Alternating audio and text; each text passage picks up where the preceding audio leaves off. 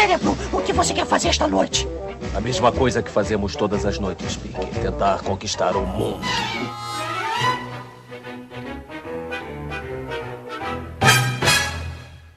Será então que os camundongos conseguiram dominar o nosso planeta? Mas muitos diriam que nós, os seres humanos, é que dominamos a Terra. Outros poderiam dizer que os insetos, como as baratas, é que estão espalhadas por todo canto. Mas eles são fichinha comparados com micro-organismos como bactérias e arqueias, que estão espalhados até em nossos corpos. Ainda assim, os procariontes são derrotados pelos seres mais abundantes e mortais do nosso planeta.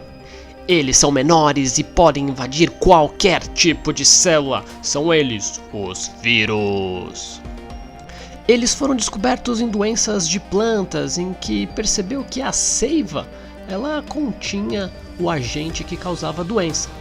Mas não foi encontrada nenhum tipo de bactéria quando olhada no microscópio.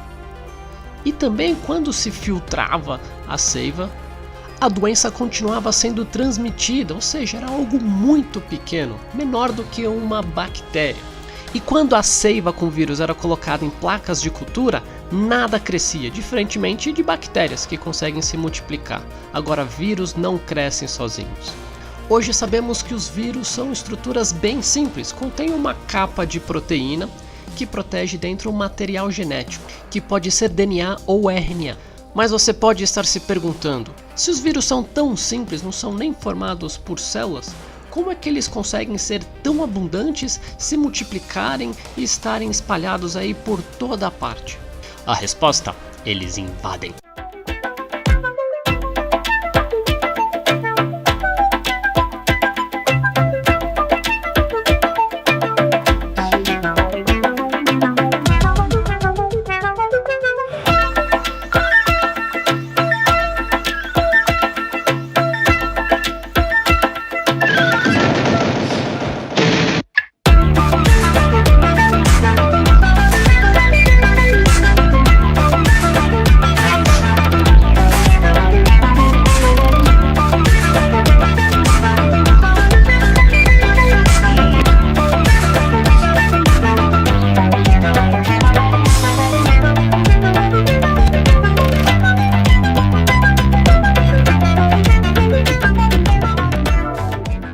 Proteínas do vírus se encaixam perfeitamente com o lado de fora de uma célula.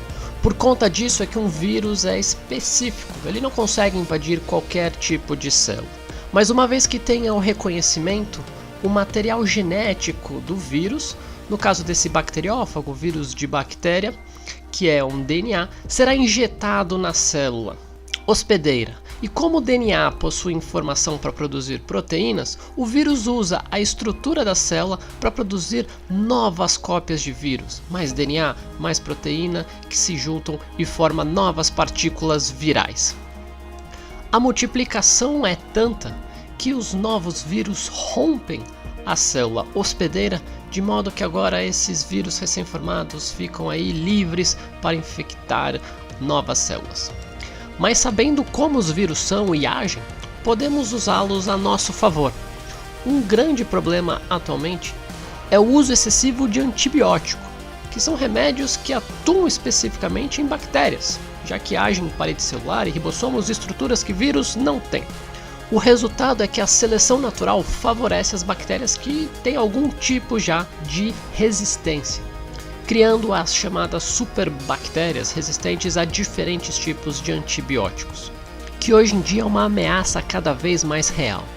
Como a descoberta de novas classes de antibióticos tem sido difícil, uma estratégia testada é usar os próprios vírus para matar as bactérias que causam doenças e que são resistentes a antibióticos.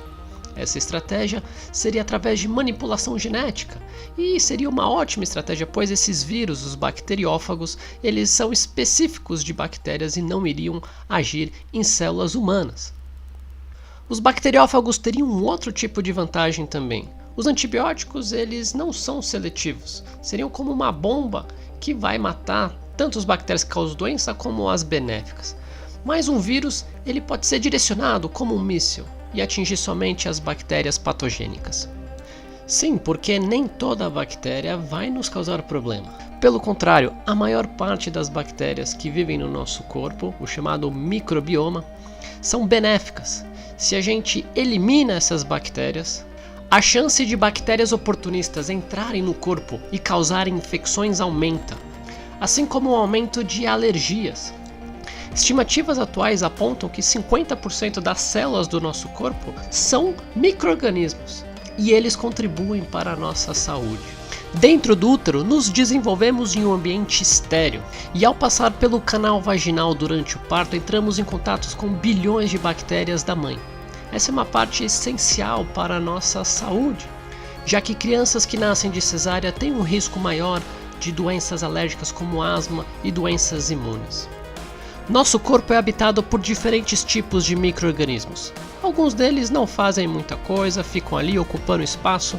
Isso impede que bactérias mais prejudiciais ocupem mais espaço, como por exemplo as bactérias que podem causar cáries nos nossos dentes. Em grande quantidade elas produzem ácido e podem causar problemas, mas aprendemos a conviver com isso e não tem muito jeito, elas vão continuar por aí mesmo.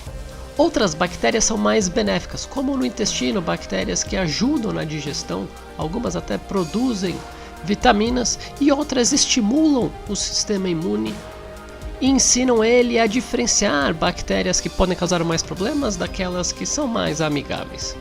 As pesquisas têm mostrado que o microbioma, além de proteger contra micro-organismos mais perigosos, mais patogênicos, também pode influenciar em outros aspectos da nossa saúde.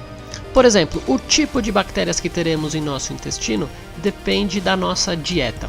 Algumas bactérias crescem mais com fibra, outras preferem carboidratos, enquanto outras acabam se multiplicando mais com gordura.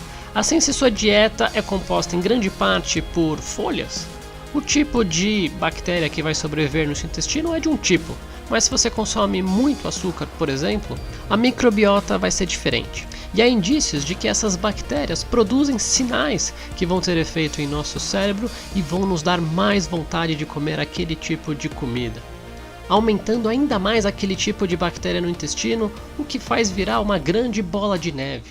Essa relação parece contribuir para a obesidade, mas mostra também que pode ser algo reversível.